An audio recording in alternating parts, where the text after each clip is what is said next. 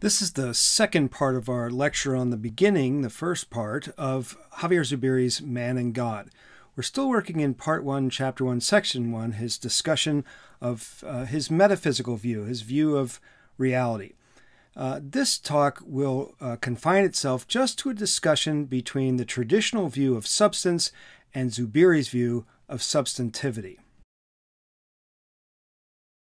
When a philosopher uses the term substance, they're referring to something real, a real thing, what is really real, substantial reality, substance.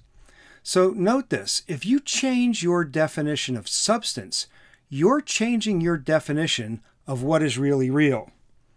And if you change your definition of what is really real, you change your definition of what matters. And in the history of philosophy, Western philosophy, there have been changes to the definition of substance that have resulted in real-world differences in what we think matters. If we get a chance, as the semester goes along, I'll introduce you to some of those changes. So the point here is that metaphysics and ethics are related. And if this course is a course on philosophy and liberation, which is an ethico-political question and task, then I hope this helps explain why we need to have a discussion of metaphysics, even though this may seem like the deep stuff. It's related, as you'll see. So remember that. If you change your definition of substance, you change your definition of what's real, and when you do that, you are changing your view about what really matters. The traditional view of substance is that what is really real, the most real, is that which stands underneath, literally, substance, its properties or features. The substance is that which stands under or underlies its properties or features. Some of those properties are essential. What we mean is, without them, the substance wouldn't be the kind of a thing that it is. Some of the properties are accidental. It's a technical word in philosophy, accidental. It means these features or properties may change, but the substance remains essentially what it is. So some properties are accidental. You could change them, but the substance remains the real thing that it's been, the kind of thing that it's been. Some properties, though, are essential. If those were to disappear somehow, then what you would have would be something else, some other kind of substance. On a related point, according to this view, then, there are two kinds of change. One we could call accidental change. The changes do not result in a fundamental change in the substance. An example, I change my hairstyle, such as it is, but I remain and still am a human being. The particular human being I am, I just have a different hairstyle, or I'm wearing a different shirt, something like that. Essential or substantial change, when that happens, the real thing becomes some other kind of real thing. Can you think of examples? I have a couple for you here. One is an acorn turning into an oak tree. Or how about a caterpillar that changes into a butterfly? Now, I think you can think of many examples of accidental change when it comes to us. I gave you a couple examples there, but you could think of many more types of change that we're constantly going through, and yet we remain the kind of thing that we are. We remain who we are. But doesn't mean that we don't change in an accidental sense. But what would it take to undergo a substantial change or an essential change? What would that mean? It's possible, in fact, it's definite, that we have all undergone at least one essential change or one substantial change. And it's very likely, unless somebody figures something out, that we will all undergo another substantial change, hopefully in the deep, distant future. Think about what those could be. I'll just let that hang out there. It could also be that we undergo other essential kind of change, but then we would have to talk about that. Because when you're talking about the essence of something or the substance of something, you're talking about what it is to really be that thing, including what it would really mean to be you. So what does that mean? What kind of change could you undergo where you just would no longer be you? Well, maybe we'll have a chance to talk about that. But I want you to note this, though, that substance is not a synonym for kind or type. For instance, if I were to ask you for an example of a substance on this view, you shouldn't say human being. That's a kind or a category or a label or a type. Rather, what you should do is point at some particular actual real human being and say, that right there, that's a substance. Because that's what's really real. Not the name, not the label, not the type. What's really real is the being that's in front of you. So on substance metaphysics, there are lots and lots of different kinds of substances because there's lots and lots of different kinds of real things. So it's not on the slide, but let me just remark this. When you and I might use the term substance, we may be talking about a kind of material, like of what substance is this carpet made out of. Right? That's not how philosophers are using the term substance. Philosophers use the term substance to refer to the thing. The carpet is the substance. It has certain essential features, otherwise it wouldn't be carpet, but it also has many accidental features, like how big of a piece of carpet is, for example. Okay? So substances are real things, and as you can imagine, at least on a very common sense view, I would say a view that Aristotle gave us, there are plenty of different kinds of substances in this world, like lots and lots, near infinite number. Now, you heard me refer in an earlier discussion refer to the substance metaphysics as the Mr. Potato Head view or the pincushion view. So here's a visual to help you understand this. I don't know if you've ever seen this toy, the Mr. Potato Head, but it's a plastic toy. It has a bunch of parts, and the orb, the brownish orb thing there with the holes and slots in it, that's the potato.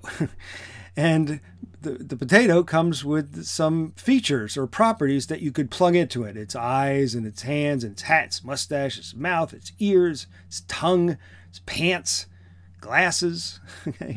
And you could get other kinds of parts, a different hat, a different mouth, a different mustache, and so forth.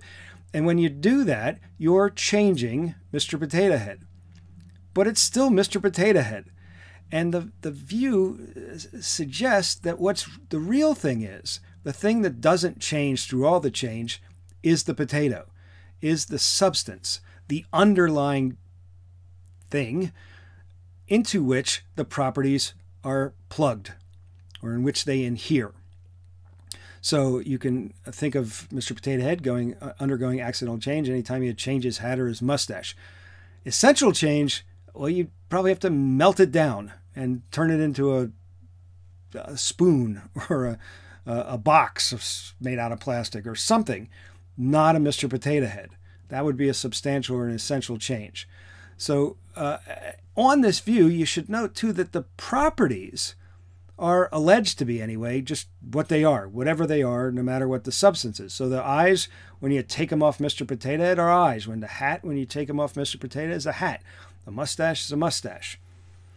Now, I have to quickly say, for those of you who are paying close attention to this, that my metaphor here of Mr. Potato Head is not 100% apt, because we could easily take, for example, the hat and say the hat is a substance. It's a really real thing. I could spray paint that black hat purple and it would still be the hat. Substantially what it was, a hat. It has changed accidentally from going from a black colored hat to a purple colored hat. Right. So properties are not really conceived to be substantial things in their own right. The thing would be the Mr. Potato Head, or the thing would be the hat, and the properties like the color of the hat or the size of the hat or the location or positioning of the hat, any of those things are meant to not be able to be on their own or autonomously. They are properties or features of substances. But the implication of substance metaphysics is that properties just are what they are, and they inhere in this thing that somehow could be understood without its properties. Now again, my metaphor is not completely apt, because the potato in this visual has features, doesn't it, of its own, whether you plug the hat or the eyes or whatever in. It has features. It has a certain kind of shape and has a certain color and a weight and all that kind of stuff. that's what makes this analogy not exactly right, because a substance would be that which underlies even the color of the potato, the shape of the potato, where the slots and the holes are in the potato.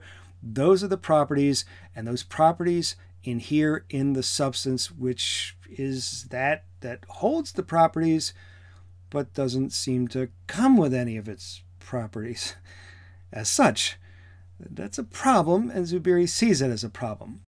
Right? The weakness is, so just what is that underlying substance? When you try to talk about something, the first thing you do is what? You name its features, you name its properties. But the substance is that in which features and properties are supposed to be plugged.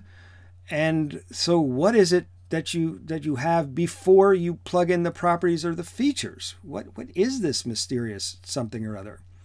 What could we even say about it? What words could we use? The words we use would probably indicate properties or features. This is an old story. Plato refers to this story, but it comes from Plutarch, ancient writer, and he talks about the ship of Theseus. So here's the passage. The ship wherein Theseus, that's a person, and the youth of Athens returned had 30 oars, and was preserved by the Athenians down even to the time of Demetrius Phalereus, whoever that was. For they took away the old planks as they decayed, putting in new and stronger timber in their place, insomuch that this ship became a standing example among philosophers, for the logical question of things that grow, one side holding that the ship remained the same, and the other contending that it was not the same. All right, so think about this. You have a boat. Right, you put it in your backyard and you're going to fix up your boat. So you're going to take off the sail and replace it with a new sail. And you ask yourself, do I have a new or different boat? No, you would probably say, that's my boat. I took off the old sail, I put on a new one. Okay, then you take off the old mast and you put on a new one. Then you take off every board and nail and rivet, every last piece, one by one by one. Take off one, put on a new one. Take off one, put on a new one, until you have replaced every single piece of that boat with a new piece. The question is it a substantially different boat, or is it just your boat with different accidental features? It had an old board here, now it has a new board here. And that goes for every one of them. You could think about yourself in this same way. I heard this on the internet, so it must be true that every 7 years, all the cells in our bodies have been replaced by new ones. So the cells that make you up, without which you would not be you, those cells 9 years ago were not. Right? You've replaced all of those cells that made up you 9 years ago with a whole bunch of new cells. The question is, are you still you? And I think for a lot of us, the easy answer is, well, yeah, that's me. I'm not saying I don't change. Of course, there's always accidental change.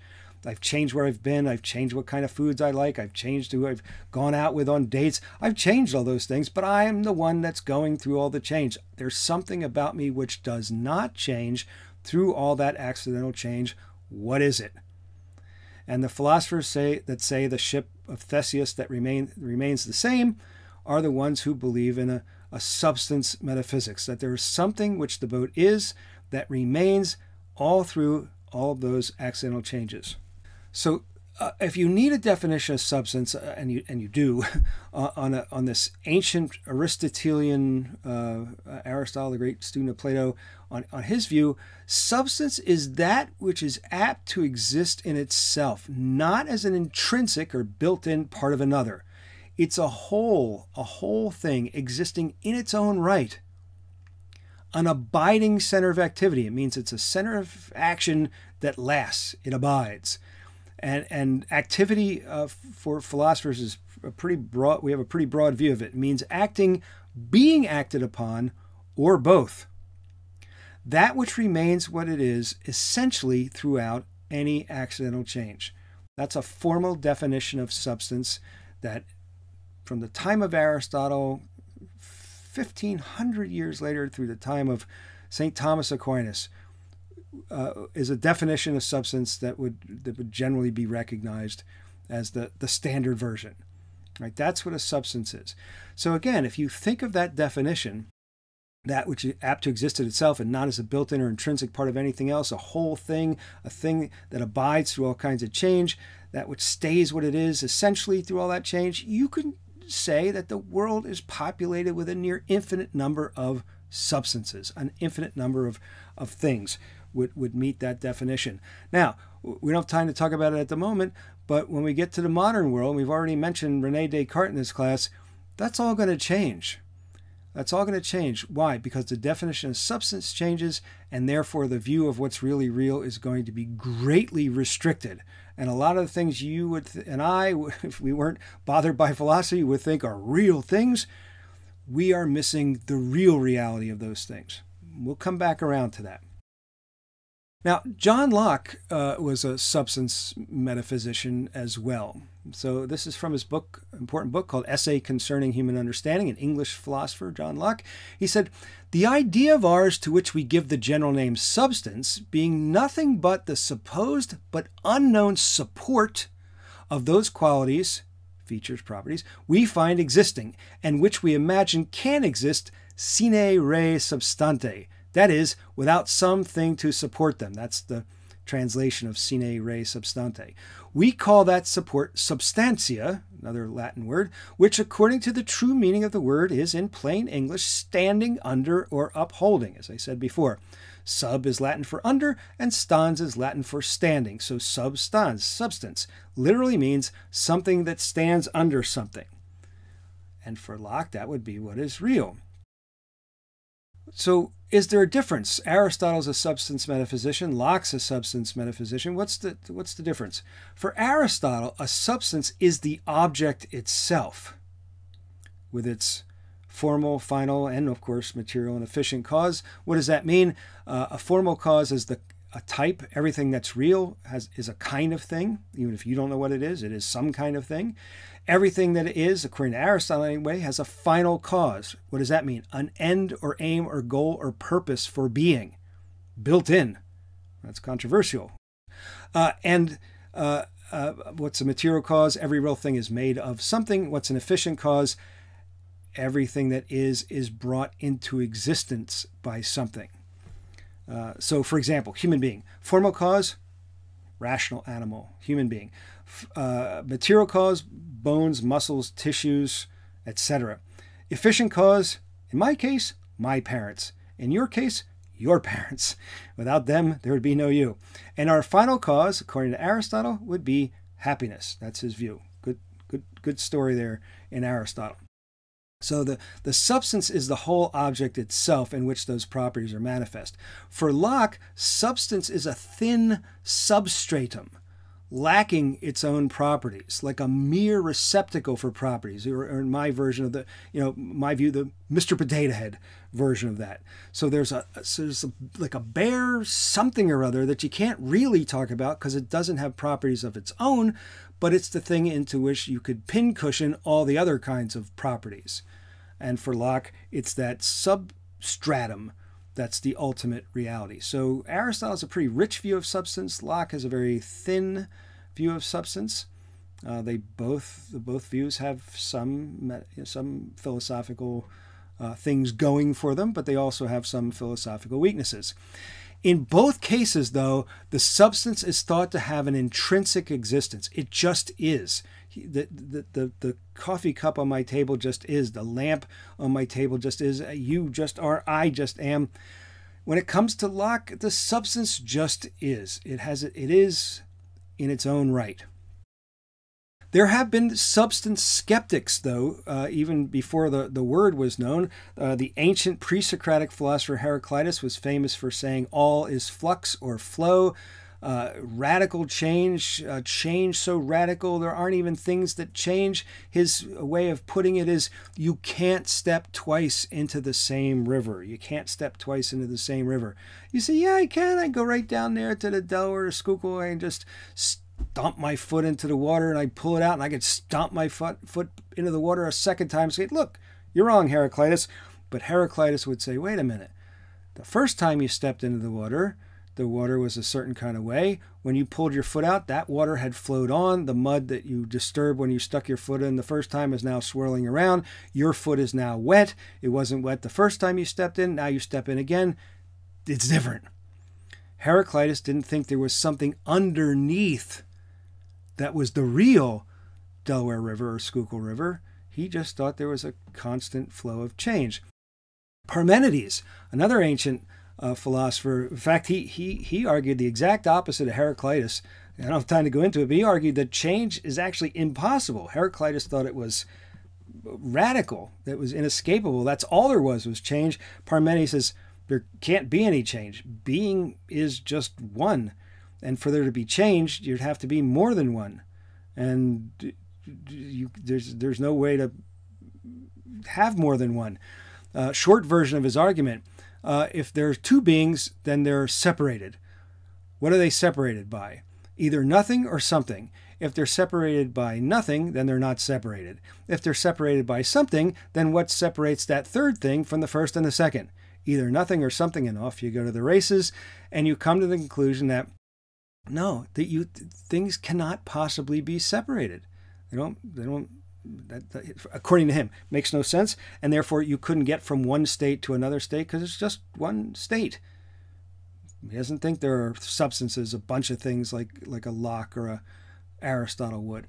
Zeno, you might have heard of Zeno. He was a student of Parmenides. He had a variety of paradoxes. I don't know if you know any of those. They're lots of fun to kind of think through. He says, for instance, you can't cross a room. You can't walk across a room.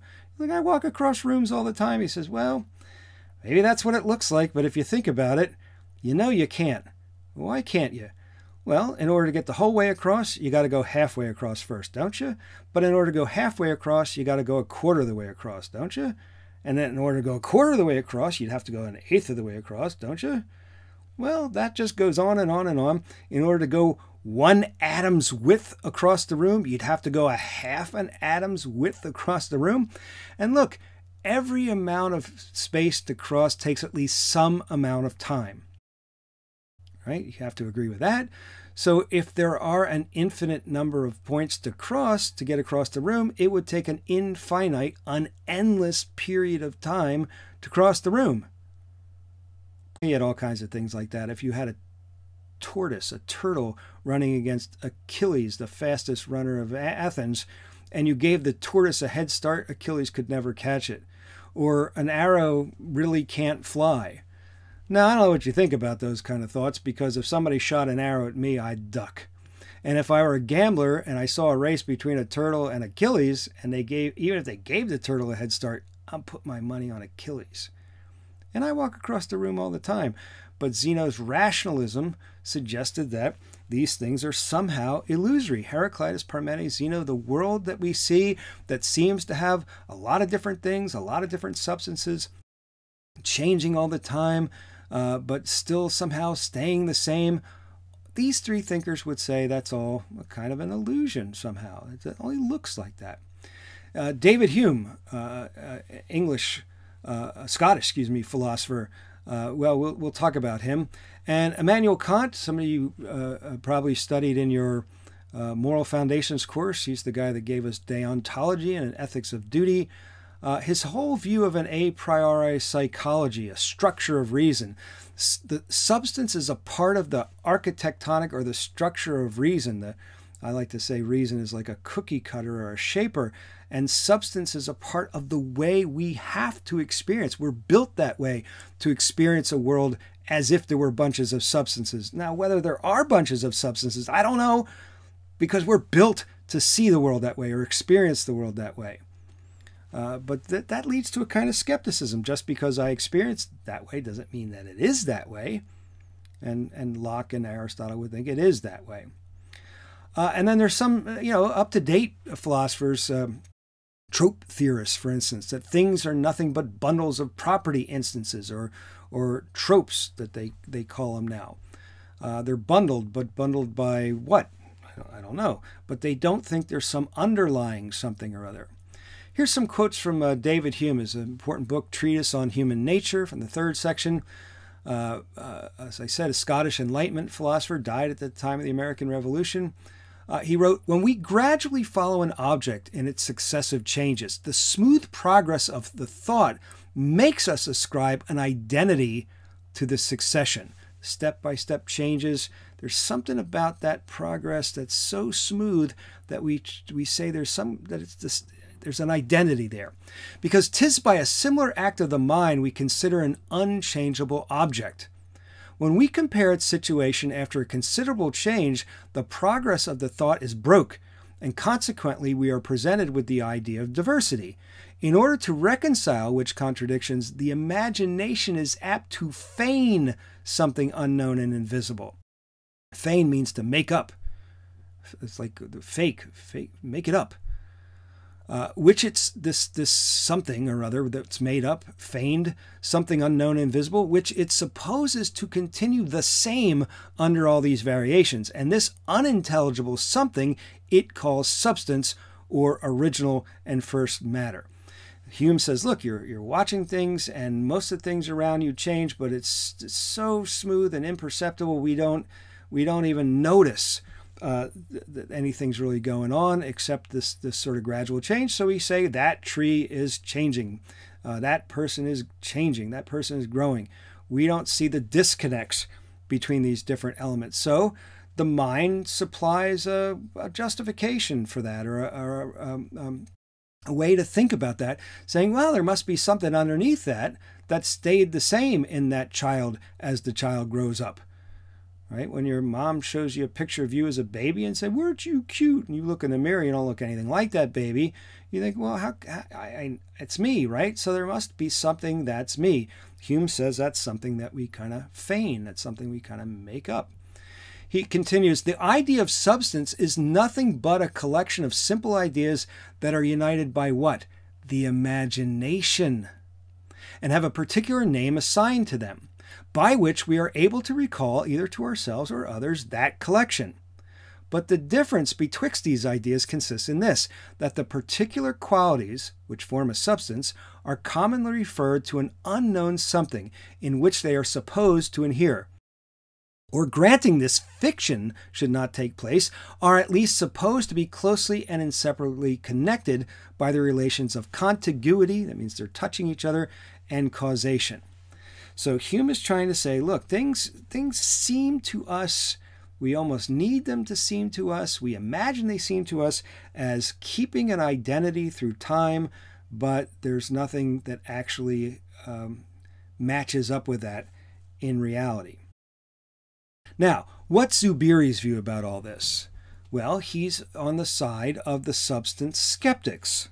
Right? He's on their side. He's a substance skeptics. He says that metaphysical view of a substance like a kind of underlying substratum into which properties and features inhere, that won't hold up if you really think it through. Zubiri says, have a different view of that, and I will give my view of what's really real a different name. Similar, but different name. The name I'll use is substantivity. Remember what he said. We learned this in the first section of this. A real thing is a constitutionally sufficient unified system of notes. Constitutionally sufficient means there are enough of them to make a thing be an autonomous kind of reality. The system of notes is unified, each with the other, in such a way as to reach a certain critical mass, so to speak, to become a real thing. So now I'm just going to try to outline this a little bit. So here are a bunch of notes. Let's call them A, B, C, D, E, F, G, H. A is what it is, and only is what it is with respect to note B and note C and note D, E, F, G, and H. If you took away H, A itself would be somewhat different. If you took away D, A itself would be somewhat different. But B, that note, is what it is, only with respect to C, D, E, F, G, H, and A. And same goes for C. C is what it is with respect to the other notes. If you took away any of those notes, it wouldn't be what it is. Same goes for D, and for E, and for F, and for G, and for H.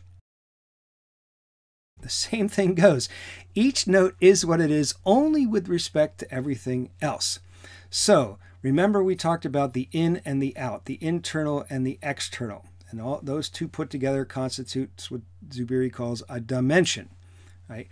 The in is the internal respectivity of all the notes, the constitutional sufficiency, the certain autonomy of the thing. So this inner relationship, this respectivity of A, B, C, D, E, F, G, H, that is the thing, right? That's the substantivity. That's the real thing. The out, remember, is the collective external projection of all those notes outwardly to what? Other things, right? And all of our constitutionally sufficient notes, remember, Zubiri says, project outward this kind of problem of divine reality. We don't want to lose sight of that. That's really where we're headed with this. We're trying to look at our respective notes and how they are a function of or with respect to other things, and including, importantly, this problem of God. We'll get back to that. So think about it this way. Is that just Hume? Maybe he's saying, Hume's saying like that. Maybe the trope theorists are saying, look, what there is just these conglomerations, these collections of notes or properties. Why does he need a new word? Isn't it just David Hume all over again? Well, is it the same kind of empiricism of Hume? And the answer is no, at least according to Zubiri. It can't be the case that there are properties which are then added together to make up a substance. And the substance would just be a name. It would just, that's what the word nominalism refers to here. There's not really things, there's just names. Names that talk about loose groups of properties, but there's no actual thing, no real entity underlying that. We say human being, that's just a shorthand for a bunch of properties. It can't really be like that. It's not like there's a property out there called green and a property out there called hairy and a property out there called fearsome. And you just sort of put them together, because you would not end up with a big green fearsome monster, right? You would just have these, if it were even possible, just a pile of properties. That doesn't make sense. The properties on Hume's view, even the skeptic, he's accepting what the substance theorists are saying about properties and substances. He just doubts that they're substances. Yeah, the properties are what they are, and they, they could get put in a big box together sometime. And Zubiri says, no, you got to remember that of that we talked about. All notes are notes of. It makes no philosophical, metaphysical sense to talk about freestanding notes or a pile of properties on the stockroom shelf that God just grabs up and stitches together and turns into things. Zubiri says that just makes no sense. You can't make any sense out of that. So the respectivity of things in the external means that you get substantivity 1 here, which is what it is because of the constitutional sufficiency of its notes, A, B, C, D, E, F, G, H, and their respect towards each other, A being what it is because of all the others, D being what it is because of all the others. Well, then substantivity 1 is what it is because of substantivity 2 and 3 and 4 million and 5 trillion. All things are respective of each other. Notes are respective of each other. Things, substantivities, are respective of each other. Substantivity 1 would not be what it is if substantivity 2 was not there, and vice versa. So you can picture a world where everything is what it is, internally and externally, with respect to everything else. And that's what Zubiri meant when we heard his phrase, the openness of the real. Everything is constitutively open to everything else. Everything else. Now, it doesn't mean everything else in the whole cosmos has an equal influence on any given substantivity. What's going on some star for 100 million light years from here, we may not be able to say in so many words what that relationship is. But according to Zubiri, if that were to change, something about us would change, at least a tiny, tiny, tiny little bit. Right? Everything interoperates like this. Everything inter-is. There's a relationship to Buddhism in this. The Vietnamese Buddhist monk Thich Nhat Hanh uses the phrase interbeing. Everything inter-is. And I think Zubiri would like that turn of phrase. All right, that's the difference between Zubiri's view and the traditional substance view, and even his difference between his view and the traditional substance skeptics. Both the traditional substance metaphysicians and the substance skeptics accept this idea of substance as an underlying something and properties as being what they are, regardless of what they're pincushioned into. And Zubiri says that you can't, you're not going to be able to really understand the world if you look at it that way. Now, when we get back to it, we're going to have to figure out how to pull this insight back together into where else he wants to take us. But for now, we'll take a break.